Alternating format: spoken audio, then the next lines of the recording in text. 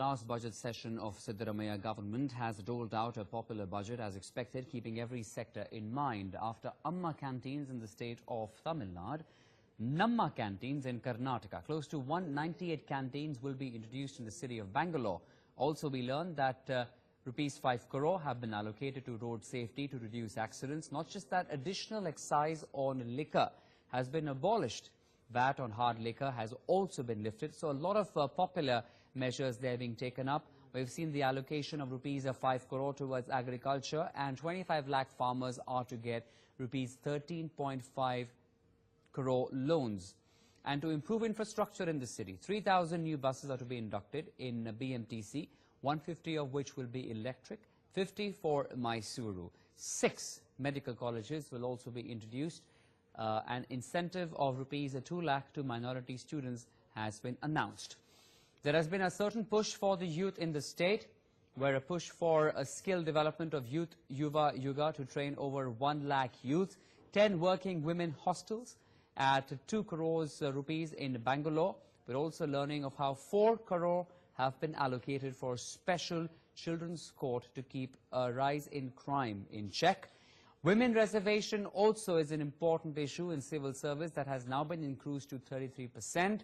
Several other measures like 1,000 public toilets will be constructed in Bangalore. All of this has been announced by the Chief Minister, who is also the Finance Minister of the state of Karnataka.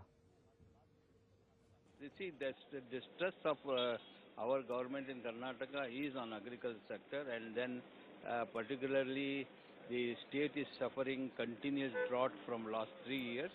The stress has been given for agriculture sector is a good move. You see, we are already having so many programs as far as the food is concerned, that is free rice distribution and all that. And it is a good move, whether it has been done by Jayalalitha or anybody, because sometimes the have-nots, particularly the street vendors and all that, requires, even if you give 1 kg rice free every day also, they will not have, they cannot cook, they cannot go to the. This is a good concept, I welcome it. Let's go across to my colleague Sagaraj joining us live from Bengaluru with further details. Sagaraj, no surprises on this one. It is a popular budget after all, looking at the fact this is the last full-fledged budget of Chief Minister Siddaramaiah. After these slew of measures that have been announced by the Chief Minister, tell us, how is this being received by people and different communities over there?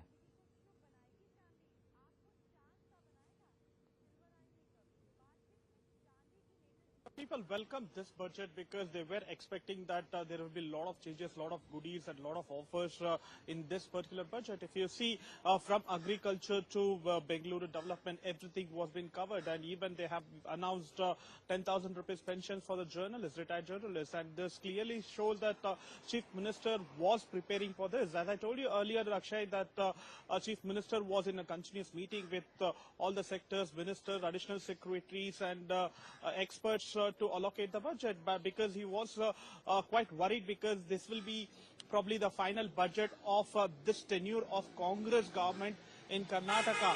So Karnataka is expecting an election in 2018. Probably when they go and address the people or campaign in 2018 election, probably they will put forward all this pro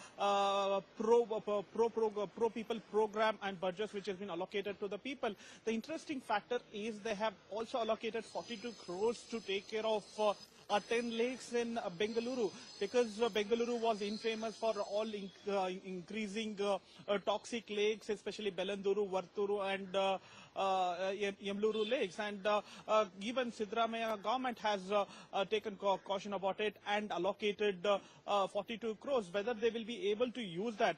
And talking about the infrastructure was one of the issues. Even we spoke about steel flyover, where it was supposed to come up in Bengaluru, and after much protest and agitation by the people, it was being left out by the government. Now the government has also come out for a 88 crore rupees project to widen the road on the same place where the Hebbal flyover which connects to airport, and they are also contemplating to construct a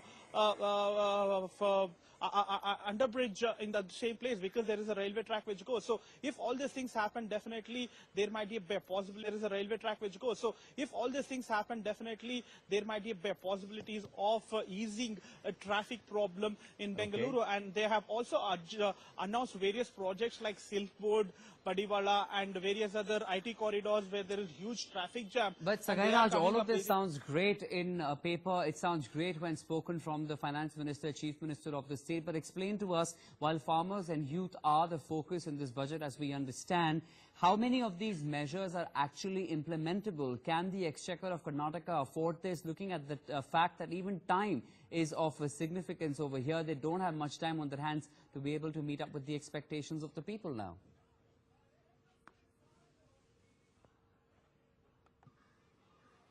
Absolutely, and this is what even the expert have to feel, expert have to say about it, and they are also criticizing whether the Karnataka government will be actually practically implement all these programs. And talking about the agriculture program, if you see, they have gone ahead and waived off interest rate. If you go ahead and apply for a 3 lakh rupees loan, and above that you just have 3% of interest.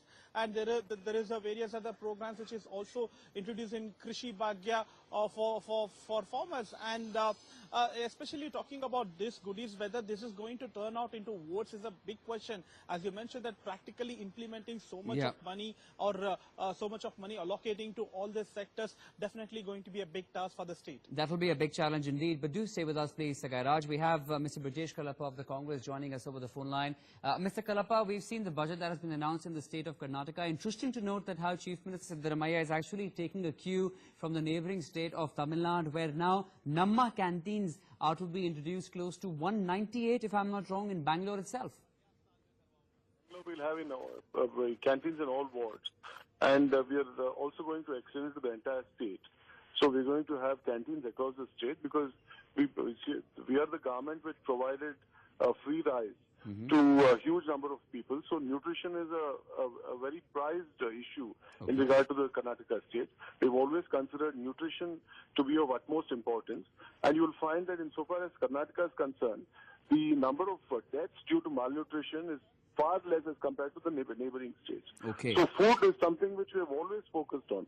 Whether, as soon as we assumed office, this was the first thing we said, that look, there will be nobody who suffers on account of malnourishment or malnutrition. So food is a priority, and thus this measure has been taken once again by the Chief Minister. Request you to stay with us. Mr. S. Prakash of the BJP, you've been listening into what Mr. Brajesh Kalapa is saying. What are your first thoughts on what all has been announced in this budget by the Chief Minister in Karnataka? Mr. Prakash. Completely a populist budget, election driven, not development oriented. There's no impetus to generate employment in the state. But are you alarmed? Mr. Prakash, this was on expected lines, looking at the fact this is the last full-fledged budget of the Chief Minister. It had to be a populist one. Even if it was your government, you would have done the same thing. So why are you alarmed about it?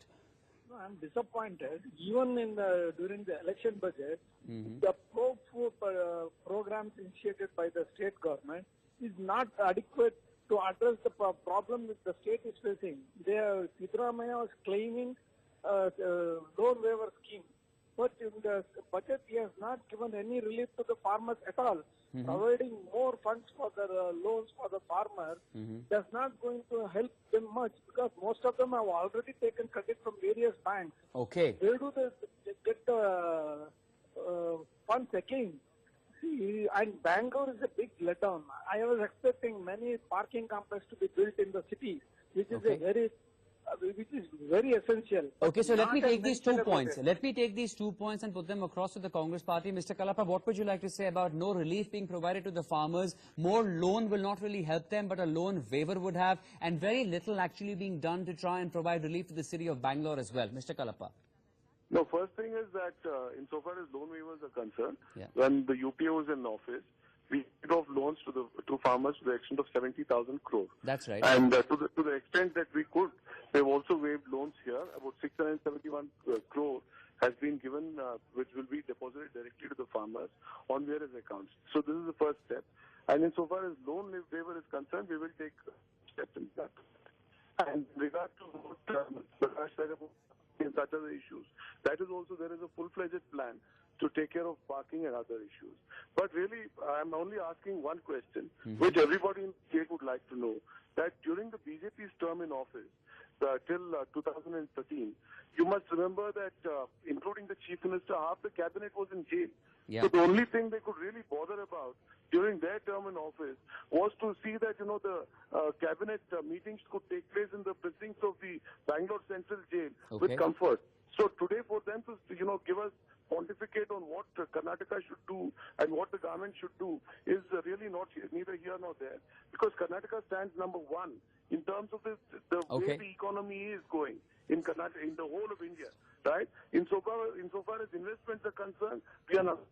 So we have nothing really to learn from them. But of course, if they do give us some progressive suggestions, we will take them. But misplaced criticism is not something we will accept at all from the BJP, and we treat. Misplaced criticism is not acceptable to the Congress by the BJP. We'll leave it at that. I appreciate you gentlemen joining us, Mr. Prakash, Mr. Kalapa. Thanks very much.